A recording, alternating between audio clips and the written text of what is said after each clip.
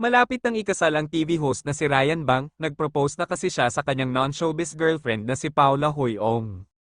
Ang nakakakilig na balita ay ibinandera mismo ni Paula sa isang Instagram post kung saan makikita ang ilang special moments na nangyari sa isang intimate gathering.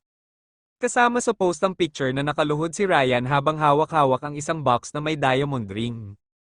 Bukod dyan, ipinasilip rin ni Paula ang itsura ng kanyang singsing na may malaking diamant sa gitna, pati na rin ang matamis na mensahe para sa kanya ng TV host.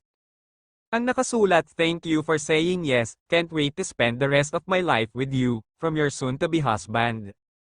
Ang caption naman ni Paula sa IG, "God is good," sa comment section, maraming kapwa celebrities ang nagpaabot ng congratulatory messages.